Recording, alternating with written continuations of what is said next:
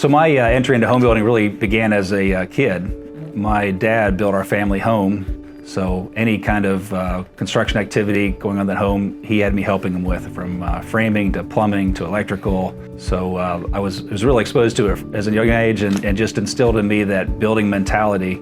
I was good at math and science, and civil engineering just seemed like the logical choice, and that's what I went into to study for college. When I was in college, I worked for a general contractor. We did much of the same work, installing windows, additions to homes, concrete work, finish work, pretty much what I grew up doing.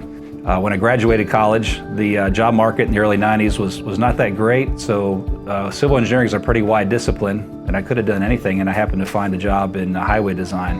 And then in 2000, a position opened at HHHunt, and I was able to come over and work as a project manager. So I worked on some of HHHunt's larger master plan communities in the area, Twin Hickory, Charter Colony, a little bit of Wyndham. The biggest hurdles for the construction and the home building industry is really multifaceted. It's hard to put your finger on a single one. They're all related. It's sort of the old saying of death by a thousand cuts. They all impact home building to some degree. But I'd say maybe the single biggest hurdle we have is really a supply issue. We're simply just not building enough homes, and that relates into having lots to build those homes on. So local governments throughout the Commonwealth are having a hard time approving new subdivisions, new lots, and it's basically just the sentiment of the people that elected those government officials that really don't want any more development to happen, even though for their home to be built, there had to be approvals in the past. So it's pretty much the mentality of when you move into an area, close the door and don't let anybody else come in. The best land's already been developed. We kind of see that over and over. All the good properties have been developed, and what we're left with are areas of the localities that maybe are not the most desirable. Topography's tough, there's environmental constraints and so forth. So we're having to look out into areas that we would not have looked at 20 years ago. In Virginia, when you hear about an economic development project going on where it's going to bring thousands of jobs to the Commonwealth, my first thought is, well, that's great, but where are those people going to live? In order for Virginia to stay a business-friendly state, we have to have places for those people to live when you create great opportunities for jobs in the Commonwealth. So what HBAV can help with, and what we're helping with, is make awareness of the situation, that we are simply not building enough homes to meet the demand, and a lot of that has to do with the availability of lots on the ground to build homes. When you make awareness like, hey, we really have a problem here, people can see that something needs to change on that. Here in Richmond, the Home Builders Association of Richmond is gathering data to understand really what that impact is. So last year they reported that only about half of the building permits that they issue every year in Richmond were zoned for development. And when you only are supplying half of what you're consuming, your demand is twice of what your supply is. That's inevitably going to lead to shortages down the road. So HBAV works with the locals and help communicate that to officials, and HBAV is at the state level. So those communications are happening with state legislatures and our senators to make sure they understand the situation. Unfortunately, the state legislatures can't really influence local decisions since it's a local issue, but they can bring awareness to it. And if there's legislation that can help make approvals easier, that's what we need to look at the state level. Another item that's holding people back from buying homes in this market is the interest rate. The Federal Reserve lowers the interest rate, but that doesn't necessarily mean that the home mortgage rate's going to lower. It's really a market-driven rate. They're tied a little bit. They're probably distant cousins, but they're not directly tied. When I bought my first home, it was a 7% mortgage, and when it went down to 6%, I quickly refinanced, and it was the best deal, I thought. Until I bought my current home and refinanced during COVID years, my interest rate now is below 2%. So there's a lot of people out there with low mortgage rates that think that is what it should be. A lot of it is perception. We're waiting for rates to get to a point where it's like, yep, that's a great rate to buy a home. The reality is we're probably in a new normal where 5 or 6% is going to be the interest rate going forward. The longer it plays out, I think the more people get used to it, and it'll become the new normal.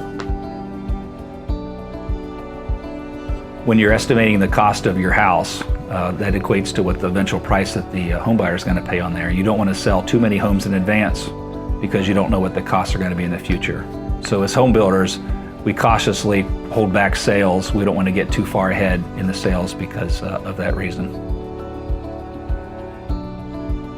So when COVID hit in 2020, which has been 5 years now when this is being recorded, I remember conversations about we really need to pump the brakes here because we're headed into maybe another recession. When in reality, the opposite happened. Demand shot through the roof and we couldn't step back on the gas pedal fast enough. That inevitably led to ripple effect through the supply chain. And we couldn't get windows on time, lumber deliveries were slow, plumbing pipes, all kinds of issues happened. 5 years later now, a lot of that has settled out and we're not finding the same issues that we had. My friends up at Van Meter, my team was up to tour their facility and they explained at the time they were able to stockpile extra supplies at the time to even out the bumps in the road. We don't see those same disruptions anymore. Skilled labor has really become an issue with our builder partners and associates. We're simply just not finding the talent that we need to build the homes, and that just leads to scarcity, increases in pricing. When I was growing up, I got a tour of the vocational school, and at the time there was a certain stigma to work in the vocational schools. That has really changed now. I know a lot of anecdotal stories I've heard where kids are choosing not to go to college because they know they can go into the trades and make more money and not be saddled with student debt, which has really become a bigger issue in the last few years, more awareness of that. So the tide is turning, but we have a ways to go to make up that skills gap. The HBA Education Foundation was created really to grow talent in the Commonwealth here. Number one, create awareness, but also provide the funding mechanism for students to have the financial capability to get the education they need to enter the plumbing, electrical, carpentry fields that we need for our building our homes. If you're looking for a career where you want to have a job in the future, the skilled trades is not going to be easily replaced like a lot of the AI jobs that we'll take. One of the biggest opportunities HBAV can provide to the housing crisis is to bring awareness of the reasons why we have such a lot shortage and consequently a shortage of homes. Demand is ever increasing, but the supply really can't keep up with demand. That all begins at the local level. So local government officials have to approve through zoning actions the ability to build those homes on lots. And we're simply just not approving enough lots for the supply of homes that are needed to meet the demand. At local levels, everybody gets comfortable with their surroundings when they move into a community. They see woods behind their house and they think that that's going to stay that way forever.